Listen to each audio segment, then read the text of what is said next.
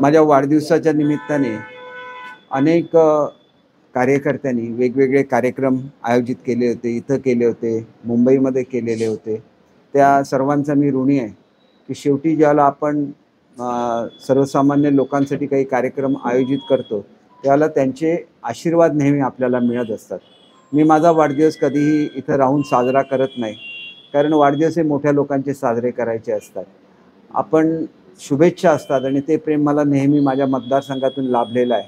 एखादा अपवादात्मक प्रसंग सोडला, जसं मी 50वा वाढदिवस इथं कार्यकर्त्यांच्याबरोबर साजरा केलेला होता. पण आमचे सगळेच पक्षाचे जे कार्यकर्ते आहेत, वेगवेगळे कार्यक्रम घेतात. मुंबईमध्ये सुद्धा मोठ्या प्रमाणात सर्व रुग्णालयांमध्ये फळवाटपाचा कार्यक्रम झाला, विद्यार्थ्यांसाठी वेगवेगळे कार्यक्रम झाले. ते स्वतःहून त्या कार्यकर्त्यांनी आयोजित केलेले होते. आणि तसेच अनेक कार्यक्रम हे सिंधुदुर्ग जिल्ह्यामध्ये सुद्धा 3-4 दिवस गेले चालू आहेत. त्या सगळ्यांचा मी ऋणी आहे. ज्यांनी मला वाढदिवसाच्या निमित्ताने शुभेच्छा दिल्या, त्या सर्वांचा मी ऋणी आहे. आदरणीय मुख्यमंत्री, दोन्ही उपमुख्यमंत्री, मंत्रिमंडळामधले माझे सर्व सहकारी, जिल्ह्यामधले आमचे शिवसेनेचे पदाधिकारी, भाजपचे पदाधिकारी, मनसेचे पदाधिकारी, सर्वांनीच शुभेच्छा दिल्या.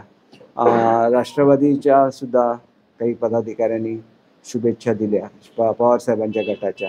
आणि राष्ट्रवादी आपले जे आहे आदरणीय अजित पवारसाहेबांची, त्यांच्यासह सर्व अध्यक्ष आणि सर्वांनी शुभेच्छा दिल्या. विशेषतः मला असं वाटतं की मी सर्वांनाच सांगितलेलं होतं की गुरुपौर्णिमेच्या निमित्ताने मी इथे येणार आहे आणि गुरुपौर्णिमेच्या निमित्ताने मी दरवर्षी इथे येतो. आदल्या दिवशी साईबाबांची पूजा होते आणि दुसऱ्या दिवशी आम्ही साईबाबांची पालखी घेऊन माडखोलला जातो आणि माडखोलला गेल्यानंतर मग मी तिथून शिर्डीला जातो आणि शिर्डीहून मुंबईला जातो. तिथं बाळासाहेबांच्या समाधीचं सुद्धा दर्शन घेतो. आमच्या समाजाचे सुद्धा स्वामी आहेत, ते सुद्धा योगायोगाने आज मुंबईमध्ये आलेले आहेत आणि त्याच्यामुळे गुरुपौर्णिमेच्या निमित्ताने सर्वांचेच आशीर्वाद मिळतील. आणि योगायोगाची गोष्ट अशी आहे की 18ला माझा वाढदिवस होता आणि महाजन साहेबांशी माझे अतिशय जवळचे संबंध आहेत. तर त्यांनी 19ला GR काढून एकंदर 66 कोटी रुपयाची कामं ही माझ्या मतदारसंघासाठी दिलेली आहेत. याच्यापूर्वीची जवळजवळ 100 कोटीच्या आसपासची कामं ही वेगवेगळ्या स्तरावर निविदा भरणारे कंत्राटदार नव्हते म्हणून राहिलेली होती. मला एकच सांगायचं आहे की स्थानिक निविदादारांना की तुम्ही सुद्धा या जिल्ह्याचे नागरिक आहात. ज्या पद्धतीने जवळजवळ वर्ष 2 वर्ष कामं रेंगाळली, हे फारसं शोभादायक नाही. आता तरी यांच्या टेंडर्स ज्यावेळेला येतील त्यावेळेला त्यांनी ती भरली पाहिजे. नाही भरली तर पर जिल्ह्यातल्या लोकांना बोलवायला लागेल आणि कामं करायला लागतील. कारण लोक गृहीत धरतात की आमच्यामुळे काही झालं तरी चालेल, आम्ही 100 कामं धरणार. जशी शाळांची कामं धरून ठेवली आहेत जागोजागी. शाळांची सगळी छपरं दुरुस्तीची कॉन्ट्रॅक्ट दिलेली आहेत, परंतु तुमची मुलंसुद्धा उद्या त्याच्याखाली बसू शकतात, हे विसरू नका. मला माझ्यावर सुद्धा प्रेम करणारे अनेक कंत्राटदार आहेत, पण माझे त्यांच्याशी कधी असे व्यावसायिक संबंध राहिलेले नाही आहेत. मी नेहमीच सांगतो, कोणी कधी अडचणीत आला तर मी मदत करतो, पण या प्रसंगामध्ये कुठल्याही परिस्थितीमध्ये माफी केली जाणार नाही. कारण हा जनतेचा प्रश्न आहे. जनतेसाठी मंजूर केलेली कोट्यावधी रुपयाची कामं तुम्ही ज्यावेळेला स्वतःच्या स्वार्थासाठी अडवून ठेवता, त्यावेळेला तुम्हीसुद्धा या जिल्ह्याचे नागरिक आहात, हे विसरून चालणार नाही. आणि माझ्या मतदारसंघातील अनेक भाग हा डोंगराळ भाग आहे. जसं या ठिकाणी असणीच्या पुढे जाणारा रस्ता आहे घारपीला, त्या रस्त्याचं काम म्हणजे लोकांना तो एवढा डोंगराळ भाग आहे की लोकांना त्याच्यापासून किती दुःख होतं हे सांगता येणार नाही.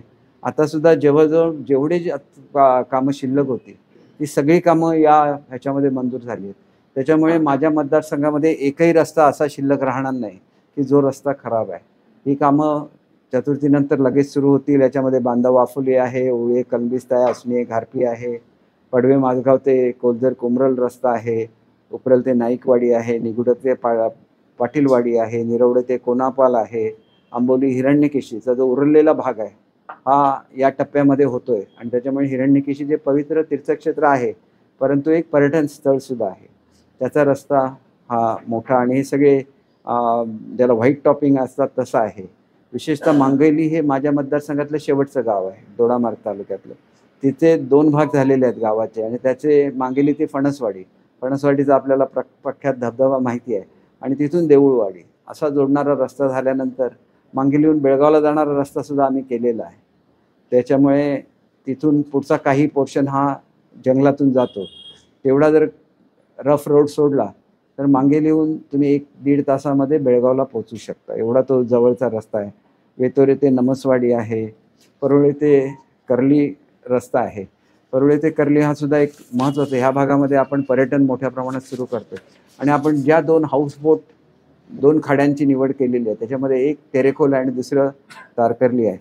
त्यानंतर वेतोरे ते झाराप रस्ता आहे, त्यानंतर मालपे रस्ता आहे, महाळुंगे बांदेवाडी आहे, देऊळवाडी आहे. हे सगळे बाकीचे इतर मतदारसंघामधले रस्ते आहेत. तर माझ्या मतदारसंघातले जे रस्ते आहेत ते साधारण 66 कोटी रुपयाचे आहेत आणि सर्वाधिक आहेत. शेवटी सगळ्या जनतेच्या आशीर्वादाने मी मंत्री झालो, त्याच्यामुळे नेहमीच झुकतं माप मिळत राहिलं. 15 कोटीचे रस्ते बजेटमधून सुद्धा दिलेले आहेत. त्याच्यामुळे एकंदरीतच चांगलं असा. त्याच्यानंतर पालकमंत्र्यांच्या सहकार्याने त्यांनी फणसवडे रस्तासुद्धा मंजूर केला. अर्थात हा रस्ता इको सेन्सिटिव्ह झोनमधून जाणार आहे, त्याच्यामुळे त्या सगळ्या क्लिअरन्सेस मिळाल्यानंतर त्या रस्त्याचं काम सुरू होईल. परंतु शिरशिंगे जो रस्ता आहे त्याला मी कोल्हापूरचा पालकमंत्री होतो आणि त्याच्यामुळे शिरशिंगे रस्त्याला मी जागा उपलब्ध करून दिलेली होती कोल्हापूर जिल्ह्यातून. त्याच्यामुळे त्याचंसुद्धा स्टेज 1चं क्लिअरन्स आलं आहे. स्टेज 2चं लगेच होणार, पण स्टेज 1चं क्लिअरन्स आल्यानंतर काम सुरू करता येईल. आणि त्याच्यामध्ये तो थेट 2 तालुक्यांना जोडणारा, कुडाळपासून तो थेट सावंतवाडी तालुक्याला जोडणारा मोठा रस्ता हा त्या ठिकाणी होईल. आणि एकंदरीतच मतदारसंघामधले रस्ते होत असताना एक मोठं असं काम, हे जे माझं एक स्वप्न होतं की नवीन मोपा विमानतळ झाल्यानंतर ज्याप्रमाणे केरळला बॅकवॉटर टुरिझम आहे तसं टुरिझम हे तेरेखोलच्या खाडीमध्ये व्हावं आणि तसंच ते तारकर्लीच्या खाडीमध्ये सुद्धा व्हावं. कारण तारकर्ली हे एक मोठं पर्यटन क्षेत्र आहे सिंधुदुर्गमधलं आणि तारकर्लीपासून थेट वालावलपर्यंत आणि आपल्याला नेरूरपर्यंत हे बॅकवॉटर टुरिझम झालं तर खाडीवरची जी सगळी गावं आहेत ह्या खाडीवरच्या गावांना मोठ्या प्रमाणात पर्यटन हे उपलब्ध होऊ शकेल. आणि लहान लहान जे शेतकरी आहेत त्यांच्या खाडीला टेकून म्हणजे नदीला टेकून असलेल्या जागांमध्ये छोटे छोटे प्रकल्प उभे राहू शकतील. सिंधुरत्नमधून असे 150 प्रकल्प मी मंजूर केलेले आहेत आणि हे 150 कुटुंब पुढच्या काळामध्ये पर्यटनामधले आपले दूत म्हणून काम करतील. कारण अशा तऱ्हेने ज्याला 150 ठिकाणी चांगल्या दर्जाच्या खोल्या होतील त्याला 650 रूम्स, म्हणजे सर्वसाधारण एक 5 स्टार हॉटेलमध्ये 100 रूम्स असतात. 650 रूम्स तयार झाल्या म्हणजे 6 5 स्टार हॉटेल उभं राहिल्यासारखं होईल. आणि म्हणून हे जे छोटे प्रकल्प आहेत त्यांना मोठ्या ग्रुपने जे एक विशिष्ट दर्जाचं पर्यटन उभं करायला लागतं ती मदत द्यावी अशी मी रिक्वेस्ट केलेली आहे. आणि ती जर मान्य झाली तर हे छोटे छोटे प्रकल्प याच्यामध्ये 5 खोल्या असतील, परंतु जेवण मात्र घराचा जो मालक असेल त्याच्या घरून येईल. त्याच्यामुळे घरगुती जेवणाचा आस्वाद घेता येईल, परंतु तिथल्या असलेल्या सुविधा या आंतरराष्ट्रीय दर्जाच्या असणार आहेत. मग त्याच्यामध्ये हिल स्टेशन्स आहेत, त्याच्यामध्ये समुद्रकिनारे आहेत, त्याच्यामध्ये बॅकवॉटर्स आहेत आणि हे सगळं आपण बोलतो आणि नंतर हे करायला फार वेळ जातो. त्याच्यामुळे जर्मनीला ज्यावेळेला मी इथल्या मुलांना रोजगार मिळावा म्हणून ज्यावेळेला गेलेलो होतो त्यावेळेला तिथली टेक्नॉलॉजी ज्यावेळेला मी बघितली तेव्हा माझ्या लक्षात आलं की आपण 1-2 महिन्यामध्ये हे सगळं उभारू शकतो. तर त्याची 2 मॉडेल्स ही उद्या म्हणजे येत्या आठवड्यामध्ये सिंधुदुर्गमध्ये उभी केली जाणार आहेत. आणि हे सगळे प्रकल्प हे साधारण 2-3 महिन्यामध्ये आपण पूर्ण करू शकतो. परंतु त्याच्याचबरोबर खाडीच्या किनाऱ्यावर पंचतारांकित दर्जाच्या सुविधा या उभारल्या जाणार आहेत. त्याच्यासाठी आपण सिंधुरत्नमधून हाऊसबोट मंजूर केलेले आहेत आणि या हाऊसबोटला आम्ही सबसिडी देत असतानाच मला विशेषतः महाजन साहेबांचं अभिनंदन करायचं आहे की हाऊसबोट असतील, आपल्याकडचे पर्यटन प्रकल्प असतील, त्यांनी सबसिडी जाहीर केलेली आहे. ही कॅपिटल सबसिडी पहिल्यांदाच अनेक वर्षानंतर महाराष्ट्रातल्या पर्यटन उद्योगाला लाभते. त्यानंतर केंद्र शासनाचे 100 कोटी रुपये हे केवळ सिंधुदुर्गसाठी म्हणून आलेले आहे. त्याच्यामुळे येता काळ हा सिंधुदुर्गसाठी अतिशय महत्त्वाचा आहे. परंतु हे सगळं करत असताना आपण एक गोष्ट बघितली पाहिजे की आपल्याला आंतरराष्ट्रीय दर्जाचं पर्यटन हे सिंधुदुर्गमध्ये आणलं पाहिजे आणि त्याच्यासाठी चांगलं असं मार्गदर्शन हे हॉटेल व्यावसायिकांनी घेतलं पाहिजे. हे मार्गदर्शन द्यायलासुद्धा सुरुवात होईल.